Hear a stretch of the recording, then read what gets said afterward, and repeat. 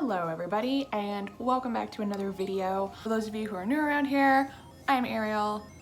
These are all my animals and my sometimes spicy uterus. I have endometriosis. I'm not gonna explain it because I've done a million videos on it and the internet exists, but that's the deal. Moving on. So I know it's been a little while since I last uploaded, and honestly, I have no excuse. I've just been really busy. I've had a lot going on in my personal life and some big changes going on that I can't talk about yet, but hopefully someday soon. Quick follow-up from my last video. I am almost 3 weeks off Lupron now, and I'm actually feeling really good. So that's awesome.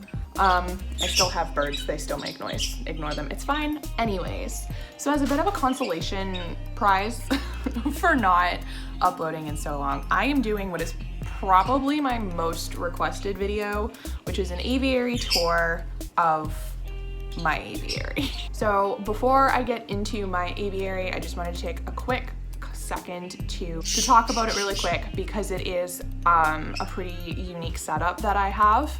And that's not me tooting my own horn. This is actually a disclaimer. Typically, you should not mix different bird species in the same enclosure, and there's a couple of reasons for that. The biggest, #1 reason is that different species have different size beaks.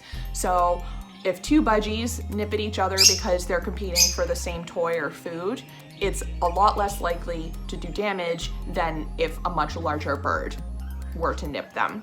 My lovebird, Cusco, his beak is easily the size of one of my budgies' faces, and if he wanted to, he could really mess them up. So for that reason, I will never advocate a mixed aviary, and some might see that as critical because that is what I have, but it has worked for my birds specifically. I integrated them very slowly. They've all been exposed to lots of different birds and lots of different experiences because we do occasionally foster, and they all have their own space within the aviary. So they have enough room to get away. Kita is fired up right now. But I have had instances where birds are not compatible in my aviary, or a new one moves in and for whatever reason doesn't like one of the other ones. And I do have separate cages for that, which is a setup that I actually have right now. So you will see that when we go through the tour, and I'll talk about it a little bit more. No way am I advocating for having unsupervised species being housed together, because for most situations, I would say it doesn't work out in the long term. I am very lucky that the birds that I have get along as well as they do, and I do the best I can to make sure that they have their own space where they can get away from each other when they need it. So my aviary is 9 feet long, 3 feet wide, or 3.5 feet, something like that, and about 7 feet tall. It was built using untreated pine wood that I got from my local lumber store. I specifically made sure that it was untreated because birds like to chew on everything, and treated wood does pose a risk of poisoning. See, the actual aviary to build cost me about $100. Uncle and myself put it together. He's really handy with stuff. Then since then, I've been adding more branches and more toys and little upgrades here and there. So I'd say up to now, I've probably spent about $500 total on the entire thing, which for comparison's sake is about how much a very large bird cage will run you. Okay, so this is my aviary. It's gonna look super dark because the lighting here is super weird during the day, so that's fine.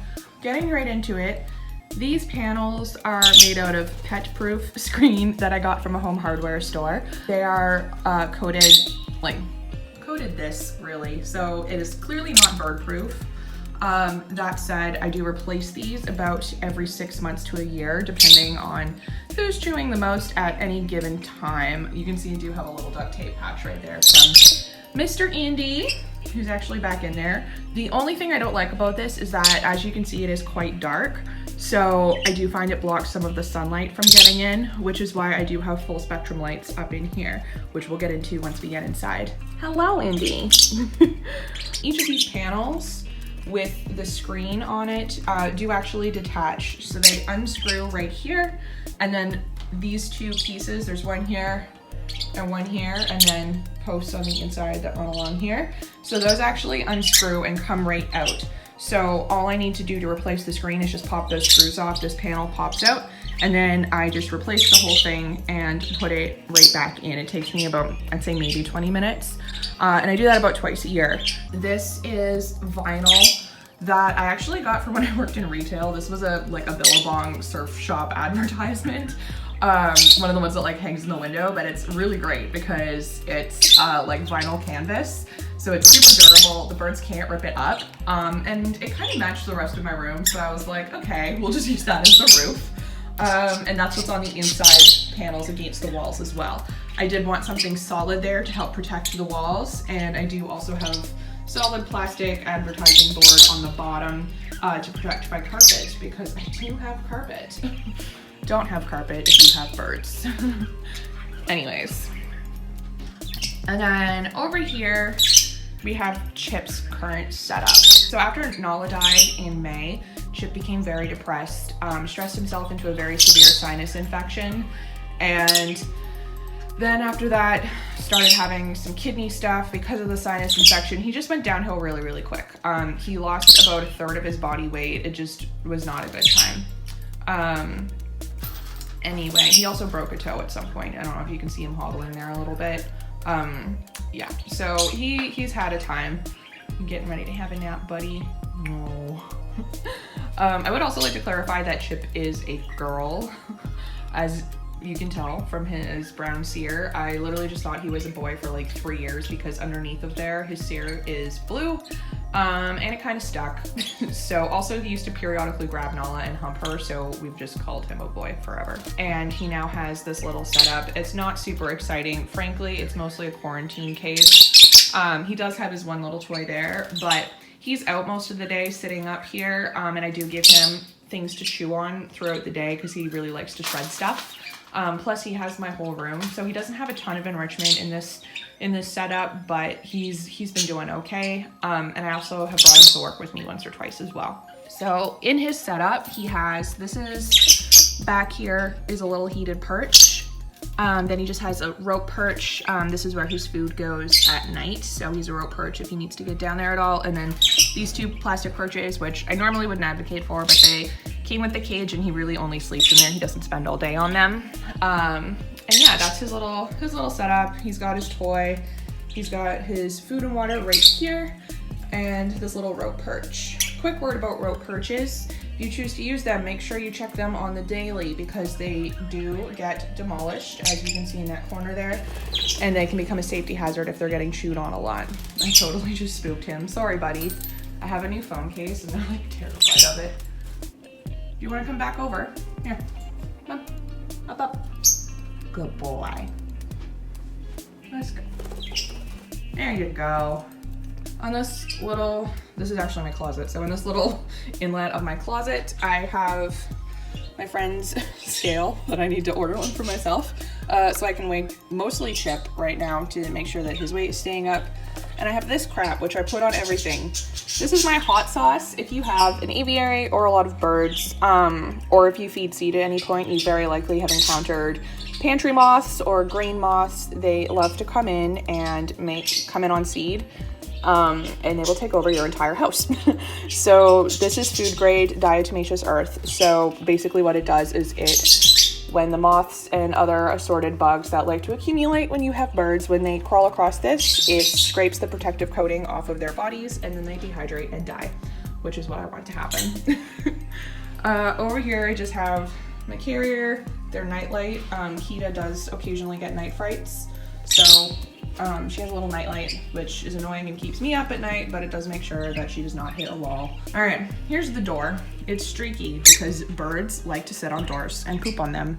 Funnily enough, I literally just scrubbed this like today. You can see the scrub marks. So here we go. On the door, we have an angry, jealous Pico. Hello. So this is inside the aviary. Hi. This is, when you open the door, this is what you see. So we have, sorry Indy, he's like still petrified of me. All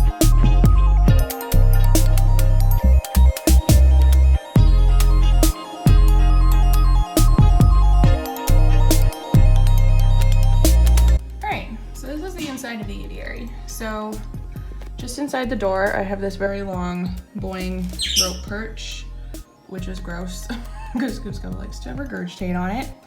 I have this little mini forager, sort of, that I made for them with, these are dyed with food coloring, and I picked them up from a craft store. And then this is leather cord.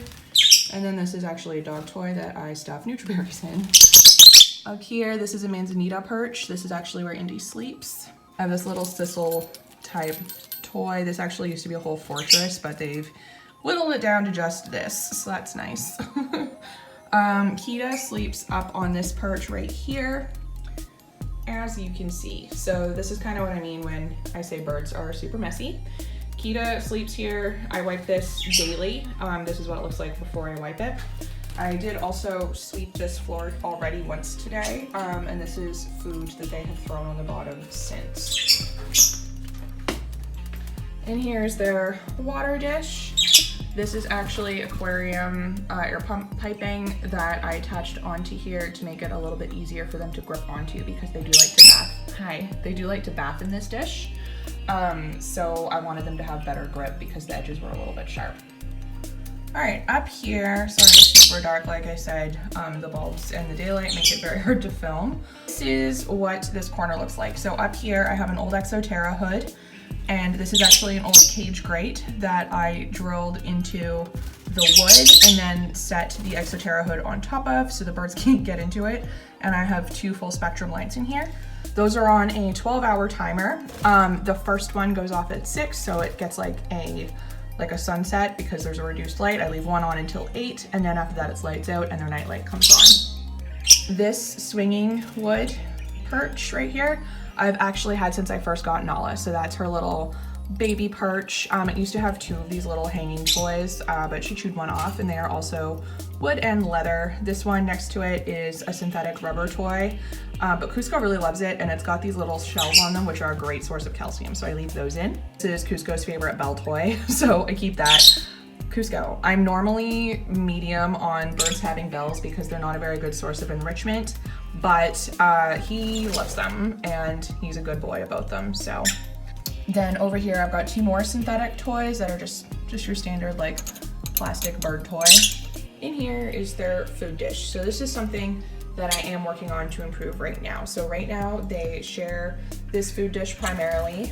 They don't have beef about it. They all share it fine, but it's not a very good source of enrichment. It doesn't help them forage, and I would like to change that, just where I recently added Kita about 6 months ago, and before that Nala was ill, so I was a little bit lax on the foraging, mostly so that I could monitor how much everyone was getting to eat, but that is something that I am looking to change. Next to that, I have these little, I think these are bamboo, I'm honestly not sure. Anyway, it's literally just a shreddable toy. They love them. All of them really enjoy these. I've gone through quite a few, and the big ones are definitely their favorite. Next to that is this little toy, which is where Cusco sleeps, and I am getting ready to replace it because these threads are getting quite long and I don't want his toes to get caught or for him to ingest it. Also, sorry if the camera's really wobbly. This is not a lot of standing room and it's really awkward to film in. This again is just like that plastic vinyl that I have on all of the sides, just to protect my walls. This here is another just shreddable toy.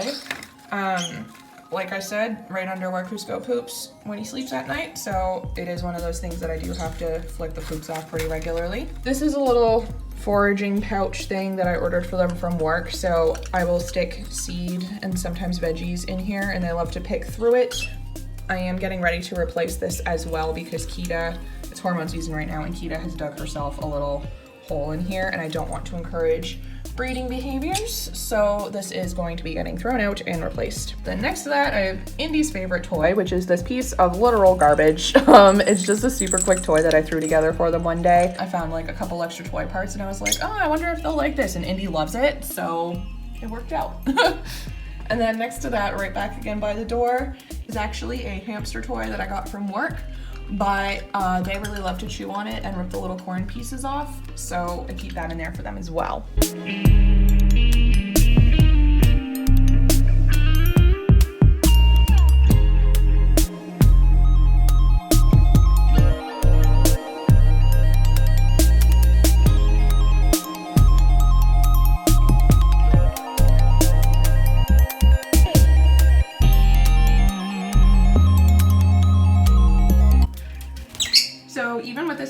still do get daily out of cage time. Wow, Cusco. So usually they hang out on the door. Indy likes to hang out on this blind. I need to reinstall the curtains I had here because his favorite game right now is actually to chew up these blinds, and that is not cool with my landlord probably, so we're gonna have to do something about that.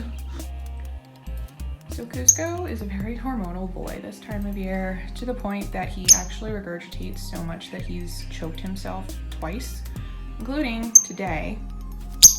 And I just kind of wanted to share what that looks like because a lot of the time we see like cute, fluffy birds. Hi, do you love me again? Thank you. We see like cute, fluffy pet birds and we don't always see, most of the time we don't see how hard that can be sometimes. And Cusco is very overbonded to me, to the point that he gets so hormonal and anxious that he becomes self-destructive and chews his feathers off. And so he's a little upset at me right now because he was already really anxious today, and then I gave him the CBD and he doesn't like being syringed like that. Hi. And we are working on getting him to take it, off my finger. But I just wanted to share what a stressed out burb looks like sometimes, because he's not having a good day. I know that's very loud and that kind of hurt my ear. You're okay. Hard sometimes when they get like this. But what I'm gonna do now is I'm gonna go get a couple of his favorite toys and see if I can kind of redirect him, get him focused on something else other than his angsty life. You can get it? Where's your toy? Don't you hump the corner of my bed. Don't you do it. Get your toy. Oh, wow. Thank you. I'm trying to teach him how to play fetch. It is actually working. Good boy. I don't know if that's fetch so much as catch, but I mean, it works. Get it. Oh, good job. Good job. Here you go. Uh-oh, not quite. Doing half the job. Let's go. Go get that toy. Get your toy. Good boy. All right, so that's it for this one. If you enjoyed, please thumbs up, subscribe, comment, make my work feel validated. I'm insecure. No, but I love to talk to you guys. I try to respond to every single comment that you leave. So hit me up. And Cusco and I will see you in the next one.